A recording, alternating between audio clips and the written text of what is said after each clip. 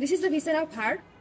Heart কিভাবে anatomical পজিশনে ধরতে হয় এবং অ্যানাটমিক্যাল পয়েন্টসগুলো বলতে হয় সেটা আমরা আজকের ভিডিওতে দেখব। হার্টের সামনে থাকছে দুইটা ভেন্ট্রিকল, পেছনে থাকছে দুইটা অ্যাট্রিয়াম। ভেন্ট্রিকল এবং অ্যাট্রিয়াম আমরা চিনব কিভাবে? ভেন্ট্রিকলগুলো হবে ঠিক, অর্থাৎ এগুলো শক্ত হবে, আর অ্যাট্রিয়ামগুলো হবে থিন, অর্থাৎ এগুলো নরম হবে। এই অংশটা হচ্ছে অ্যাপেক্স অফ দ্য হার্ট। অ্যাপেক্সের শেপ কেমন? It's conical in shape. এই অংশটাকে বলা হচ্ছে base of the heart. Base is quadrilateral in shape. হার্টের এই সারফেসটাকে বলা হচ্ছে স্টার্নোকোস্টাল সারফেস, এবং এই সারফেসটাকে বলা হচ্ছে ইনফেরিয়র সারফেস। ইনফেরিয়র সারফেসটা কিন্তু ফ্ল্যাট। আর হার্টের এই যে আবরণ, এটাকে বলা হচ্ছে পেরিকার্ডিয়াম। অ্যানাটমিক্যাল পজিশনে ধরার জন্য আমরা প্রথমে আমাদের বাম হাতটাকে ঠিক এইভাবে নিব।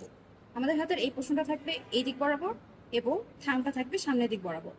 এরপর আমরা হার্টের যে ইনফেরিয়র সারফেসটাকে আমাদের পামের উপর প্লেস করব। এমনভাবে প্লেস করব যেন অ্যাপেক্সটা থাকে আমাদের থাম এবং ইন্ডেক্স ফিঙ্গারের মাঝামাঝি। আর আমরা খেয়াল রাখবো যেন এই অ্যানাটমিক্যাল পজিশন বলার সময় পেরিকার্ডিয়ামটা সুন্দরভাবে হার্টটা কভার করে রাখে। আর আমরা আমাদের রাইট হ্যান্ড দিয়ে হার্টটাকে পেছন থেকে এভাবে সাপোর্ট দিব। আমাদের দেহে হার্ট যেভাবে থাকে অ্যানাটমিক্যাল পজিশন দেখানোর সময় হার্টটাকে ঠিক সেভাবে ধরতে হবে। হার্ট থেকে মিডল মিডিয়াস্টেনামে, তাই আমরা হার্টটাকে একদম লেফটে বা একদম রাইটে না ধরে মিড লাইন বরাবর ধরবো। তবে হার্টের 2/3 পার্ট থাকবে মিড লাইনের লেফট দিকে এবং 1/3 পার্ট থাকবে মিড লাইনের রাইট দিকে। এখন আমরা অ্যানাটমিক্যাল পয়েন্টস বলা শুরু করতে পারি। This is the viscera of heart with part of pericardium, root of great vessels with their branches, and also part of other great vessels. The apex of the heart is conical in shape and is directed downwards, forwards, and to the left.